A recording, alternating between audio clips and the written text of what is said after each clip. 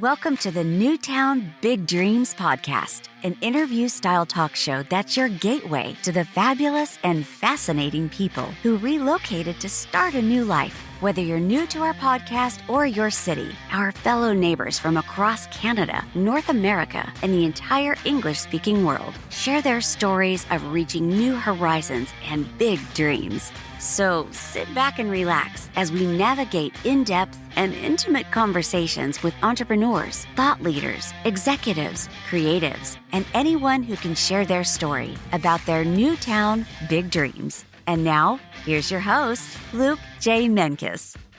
So Pamela, you grew up in Toronto, like I did, and you came here in 2002. So tell us the story of how you got to Kelowna. Goes back to 1979 when my parents decided to open up a company in Vancouver. So they were the owners of a company called Gastown Productions, which was a post-production house. And they started out in commercials, and then my parents retired here. Mm-hmm. So we used to come out here for Christmas. And it was the time before the new traffic controller centers, and we would get snowed in and fogged in. And you know what it's like with parents. Right. You're visiting for a week, and then you're a day late getting out of there, and all of a sudden, stresses explode. And my dad would say, "Have you called the airlines?" "Dad, a half hour ago." So then we came out one summer, because I'd had enough of being snowed in and fogged in here over the Christmas holidays, and we came out one summer, and my youngest son was 6 at the time. And he's, "Mom, why don't we live here?" And I was a web producer. So I went back to Toronto, working in the publishing company, and said to my boss, "I'd really love to work at home." And he goes, "Like part-time?" And I said, "Well, no, I'd actually like my home to be in Kelowna." And he said, "So part-time?" I went, "I don't think that would work." So it took 2 years of working with my colleagues, first half-time and then full-time at home in Toronto. And then I finally phoned them up and I said, "Bill, I need to make a decision, and I need to buy a new bed, and I need to know if my bed is going to be here or in Vancouver or in Kelowna." Right. And he went, "Oh, okay." And then 3 days later, the VP of HR phoned me back and said, "I don't know how you did it, but he's approved it." Because back then it was a work and family. Yeah. It was rare in 2002 to move across the country and then still continue to have your job. But my job was all online. Oh, that's great. So we ended up here, and it was a beautiful move. My kids were 9 and 14. And so being on a very short leash in Toronto to hear, what? They're driving up the mountain and dropping those kids off to ride their bike down a mountain? Is that safe? Yeah. And people would just roll their eyes and look at me, and I'd phone my sister in Vancouver and tell her what was going on, and she went, Is he going with kids who have done this before?"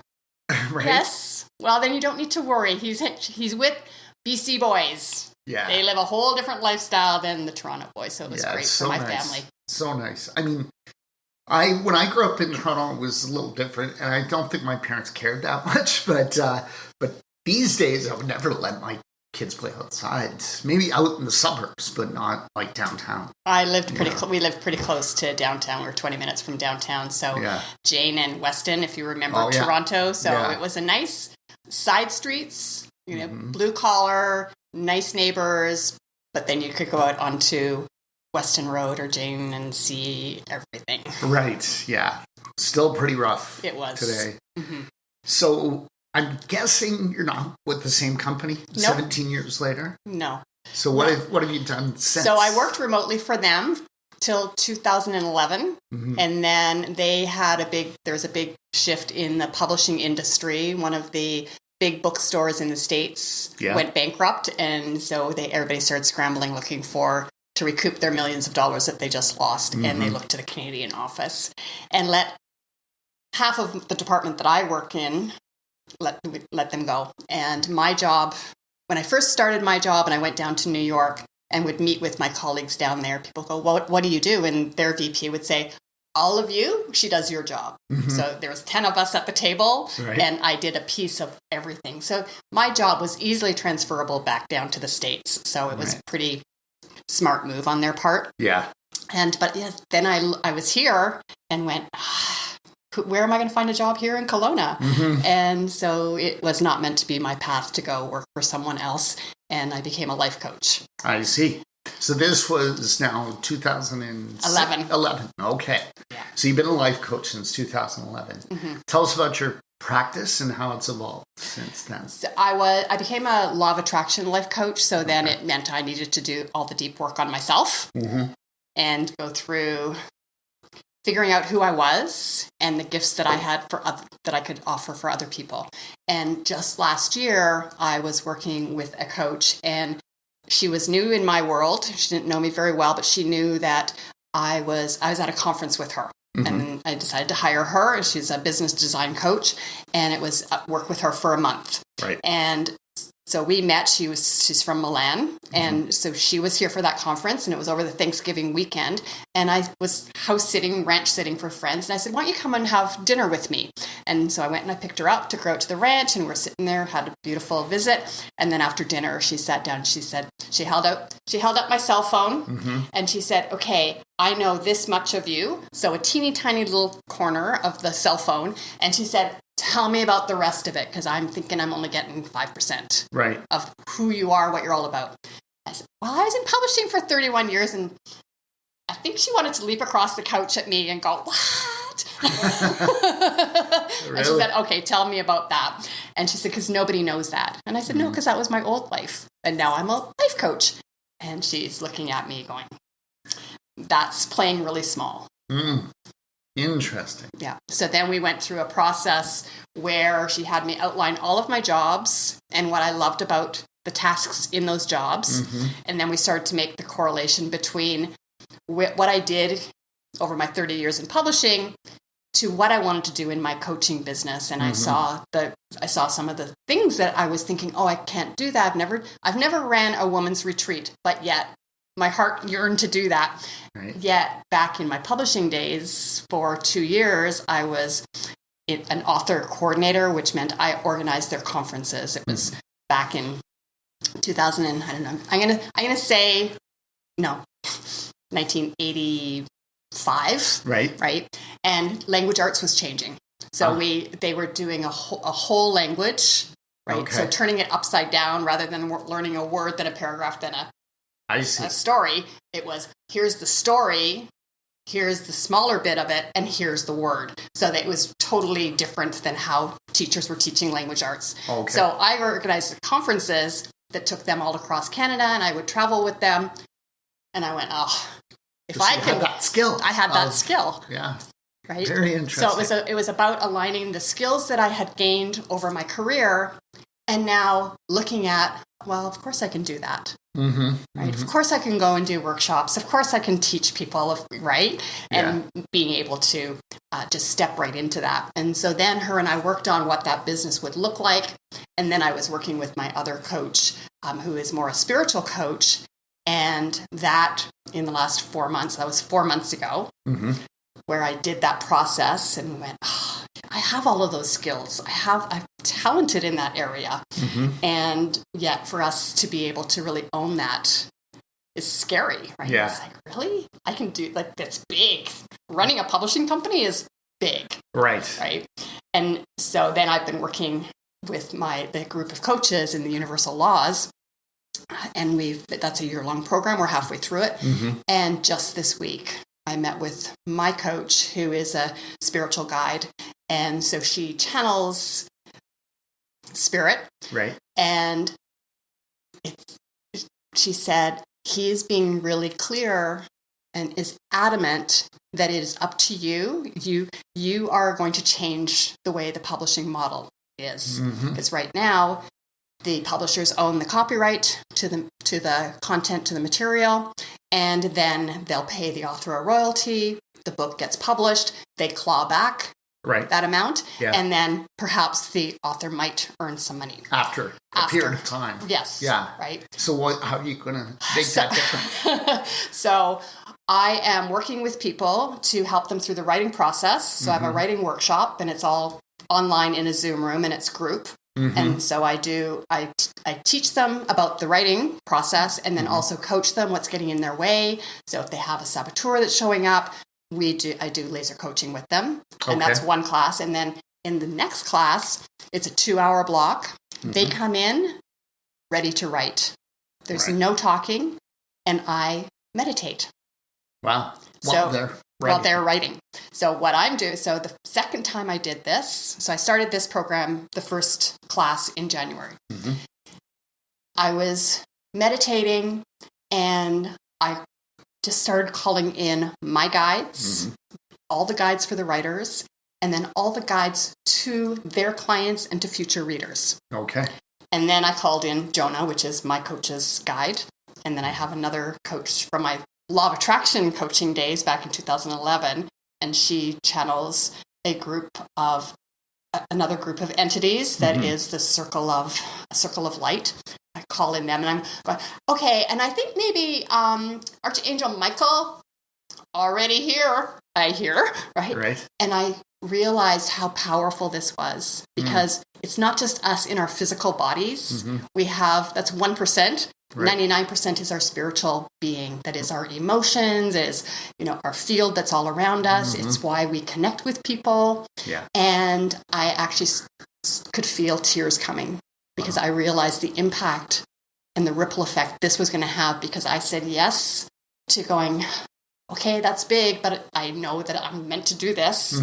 And then they've just been having major breakthroughs in the writing process. That's great. So your clients, would you call them clients? I would call clients. Clients. So they have expressed to you that they've had breakthroughs. Yeah. So they can feel a difference. Yes.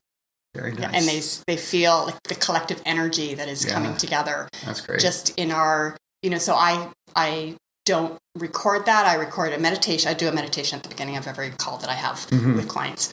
And so I record that. Our call is recorded on the first day. And then this one is just the meditation, and then it's just playing for a half hour. Then I shut it off. Right. And they're all, I don't see them.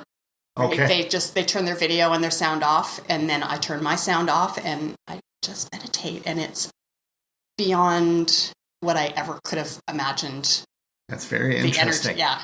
I wanted to go back to something you said near the beginning. So you said that when you realized you wanted to be a publisher, it was kind of overwhelming, and you had to do an inventory of all the skills that you had accumulated over the years, and realized like you could actually do this because you've got related skills in so many different fields: English, language arts, right? Organizing people, publishing. So do you think that's the case for most people? Because I'm sure as a coach you've experienced people say, I would really love to do this, but I don't think I can. Right. Is that really the key to getting people to take that next step, is doing an inventory of their skills? It is something that I have them do. So I just did a blog article yesterday, and in that I was sort of sharing just the key points of my own path, and then also that process of doing the inventory. Because if we look at our life, we're on a trajectory for greatness. Every single one of us has the potential to be great. Yeah. We have the potential for unlimited possibilities in our lifetime, and we choose what's going to limit us or what's going to be infinitely abundant for us. And abundance can be negative or positive. Right. Because we can have an abundance of debt, or we can have an abundance of wealth. Right. Right. And so we need to look at what are we actually asking for. Right. So when we do the inventory, it is giving us this snapshot of what we've loved. And I actually went through this exercise with a counselor when I first lost my job. I had outplacement counseling, and I had this, but I didn't know how to feel about my jobs. I see. So it's about the emotion. It's not about writing the list. It's about how did you actually feel, and then feeling into it, and then feeling how that feels in your new vision that you have for yourself. Right. Right. So I took, for example, the authors running around like a mad woman, waking up in the middle of the night with a pad beside my bed so I could remember the details. And then in the morning I could go to work and work on those details. I remember the feeling of that, how much I loved it, because I have learned since that I'm a collaborative leader. So there's different types of leadership. Right. Mine is about bringing people together, which is perfect because I'm the publisher. I help them through the process, but in that process is an editor, right? Is the designer, is the web person, is the book layout person, is the producer. Right. So you have all of these different people who have different roles. And because I was in the industry for so long and had so many I actually was in every department except for the warehouse. Right. And so it gives me a really good bird's eye view of what the process is. And knowing I don't want to employ people. Yeah. I want people to be independent. Right. In their so own you work right. together or collaborate. Yeah. Yeah.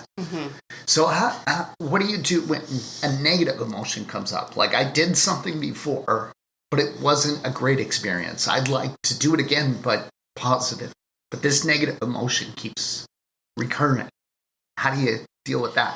There is a process that we use in coaching that Greg Braden actually has a really good example of this on YouTube. So you can go in and you can just search for mirror work or triggers. So we get triggered by an emotion. I'm not liking that feeling. Right. What's triggering me? Because it's never about the other person. Right. This is what emotional mastery is all about, is actually feeling and owning your own emotion. Yes, that person did something and it made me mad, and now I'm mad. Right. Why am I mad? There's usually something deeper that's triggering something from 0 to 7 years old. Right. Right. And so it allows you to be able to stop and feel the emotion, not be attached to it, because now you're in discovery or in awareness. Right. So you want to become aware of what that emotion is. Best to work with someone to do that work, because that's 0 to 6 or 7 where it's unconscious. Yes. And so when you're working with a coach, they're able to help you through that process. And you look at what you're triggered and what's the mirror, because there's 7 mirrors. And the biggest one is perception. Your perception is different than my perception. Right. Have you ever dealt with something people refer to as writer's block or procrastination? Could be the same thing.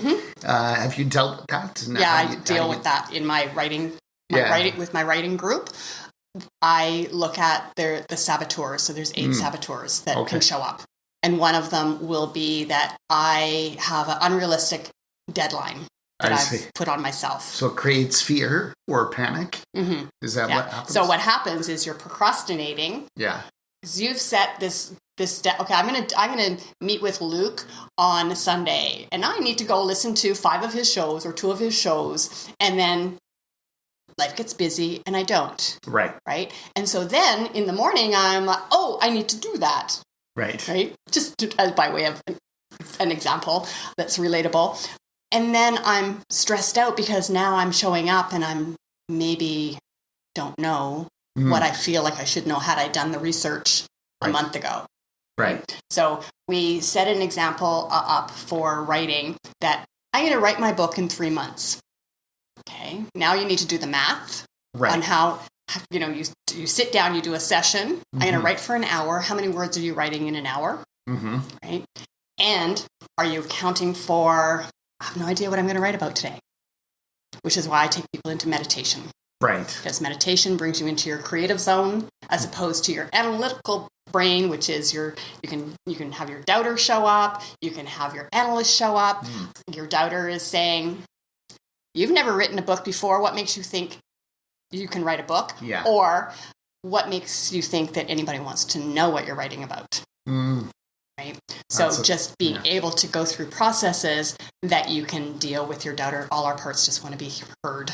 Right. Right. Our doubter wants to be heard. And if we don't listen and we stuff it down, then it's going to show up in procrastination, in writer's block, instead of just sitting down and going, what do you need to tell me? Right. Right. Yeah. And tell us some of the other saboteurs that you mentioned. There's 8. Yeah. So there is the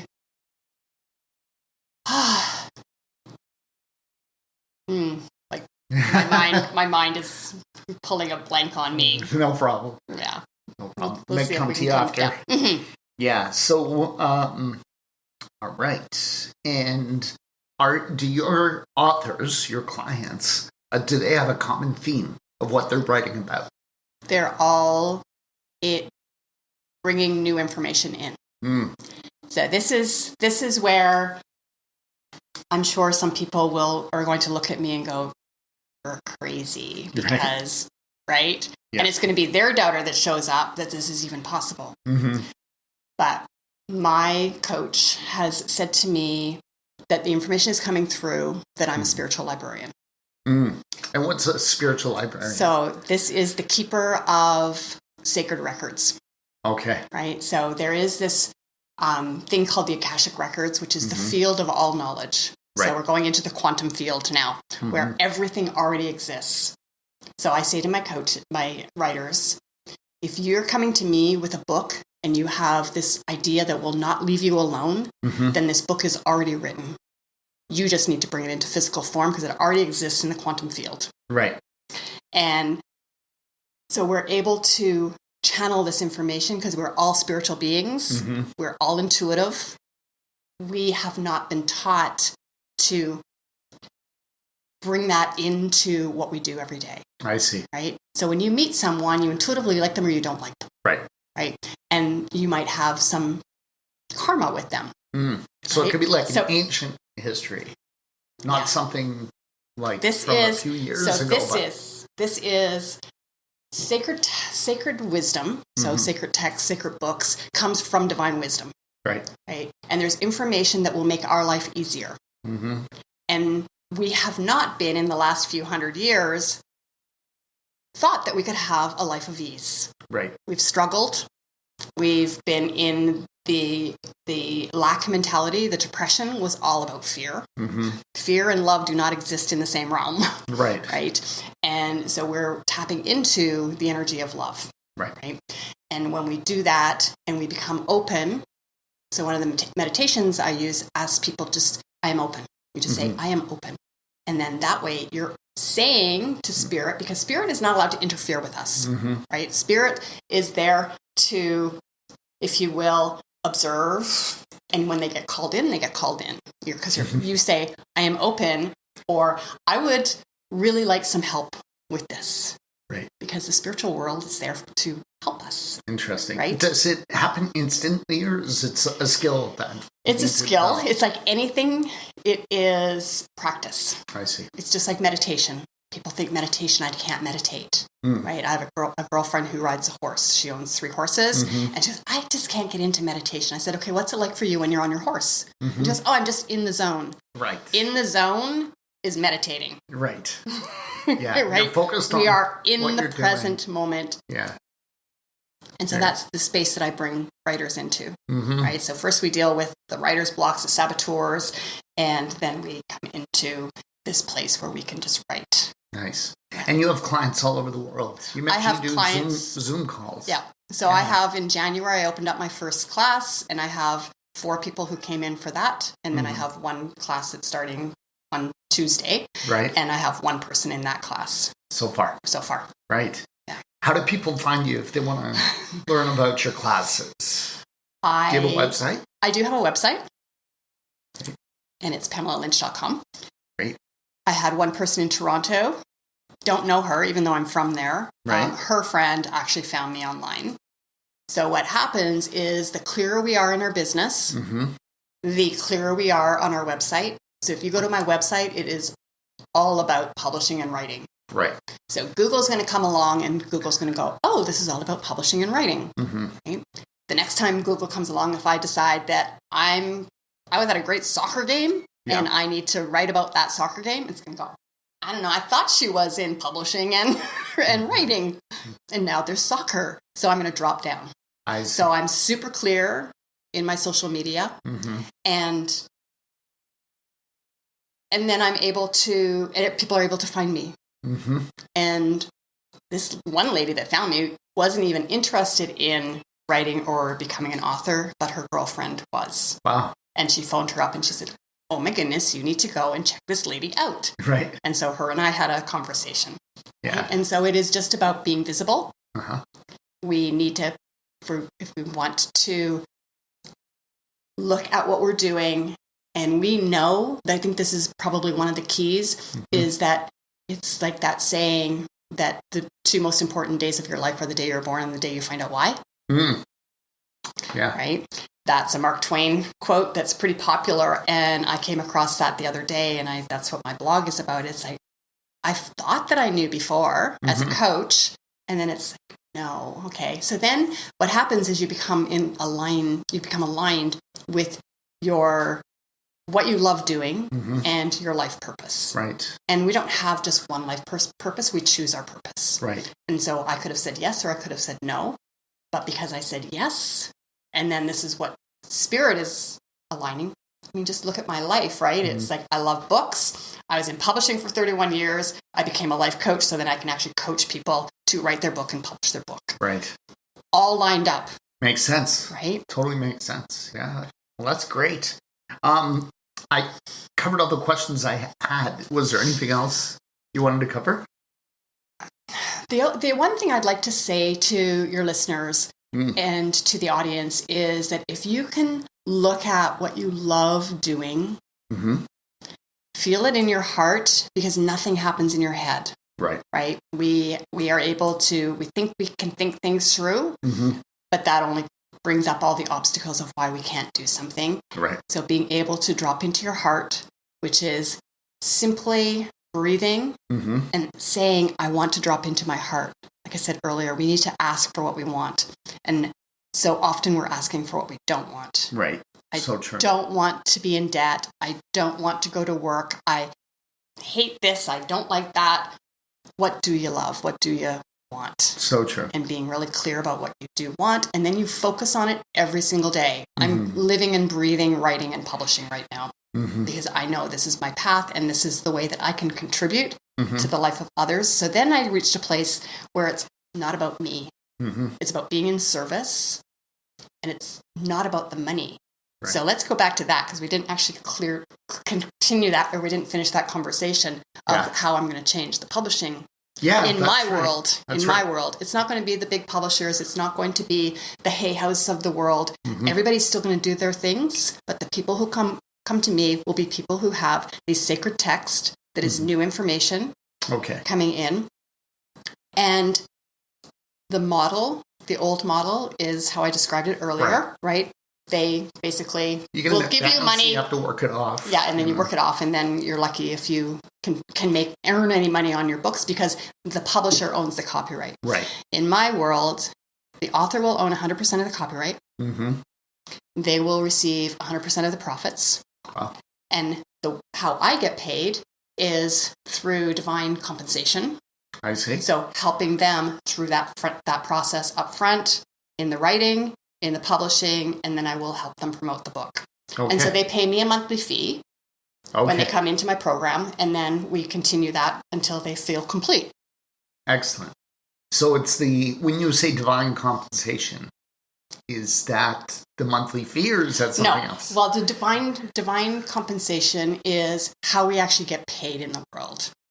And we think it is, you charge $125 an hour. I need to say yes to your $125, and then hopefully that will bring value to me, right? But when we start to do things that are in total alignment, the clients show up, and we start living into the universal laws. Right. And one of the universal laws is divine compensation. I see. And it's because I'm doing what I'm doing for the greater good, and not just because I need money this month to pay my bills. Right. Then it opens it up. I see. So then the clients start to show up, and they find you. You're referred, and all of a sudden you really have a really lucrative business, and it's just because you're in alignment. That makes sense. That totally makes sense to me. Yeah. That's great. So if you want to earn a lot of money, you figure out what it is that you love doing, that you can serve other people, because it doesn't come in the old energy of competition. Right. It comes that there are thousands, even in this our small city, there are hundreds of coaches. And if I compare myself to another coach, I'm in lack. Right. If I complain about something about someone else, I'm in lack. Mm-hmm. And so we need to do our best to stay in that. I'm not saying don't feel your emotions. When you feel sad, feel sad. Mm-hmm. Feel what's real for you. Right. But don't bring unnecessary emotion into you that you're also now having this triangle of other people. So it's the drama triangle, separate conversation, but we bring other people in because I'm not feeling good about myself. Mm-hmm. So I want you to help me feel good about myself. So if I complain or blame or shame someone else and you're my friend and your job as my friend is to help lift me up, then now we're in it together and now we're both in lack. Right. So it's about really understanding what is this prosperity mindset and what will bring us the most joy, because that's really why we're here, to love and feel great. Yeah, I totally agree. Completely agree. Yeah. Who would you like to nominate on the show? I would love to nominate Megan Alton, who is one of my coaches in the Universal Laws. Nice. And tell us just a little bit about Megan. Megan is an extraordinary young mother she has 3 children. Mm-hmm. She's under 40. She has this beautiful business. She's a business coach, but she's an economics major. So she started in government and did her work there and then realized there was something bigger that was calling her. Mm-hmm. And she answered the call, came to Kelowna and started meeting people here and started her business coaching practice. Excellent. So, great. Well, thank you very much. Thank you. I appreciate the conversation and getting to know you a little bit better. Thank you. My pleasure to be here with you, Luke. Great. Luke Mankus is a realtor. He loves what he does. We asked Luke if he had any regrets about moving here in 2011, and he always says, yeah, one regret, and that is he didn't move here sooner. When Luke came here, he didn't know anyone. He didn't know the neighborhoods or anything or anyone besides his daughter, who was 6 years old at the time. So he knows what it's like. Now, he's an expert and has helped well over 100 single people, couples, families, and investors with their real estate needs in the Okanagan. If you're new to our beautiful city, Luke can help you get connected with great lawyers, dentists, carpenters, landscapers, swimming pool installers, you name it. And whether you're new to Kelowna or not, Luke knows real estate. He can help you find a great property, negotiate a good deal, and hold your hand all the way through the process until the day you get your shiny new set of keys. Luke is known as a no-pressure kind of guy. He's had clients where it took even a year or more to get them into a property. He just doesn't believe in rushing things. On the other hand, when you decide it's time to act, he's diligent and he'll work day and night until the job is done. Give Luke Mankus a call or a text message at any time. 778-215-4273. Again, that's 778-215-4273. 778-215-4273 to chat with Luke about real estate.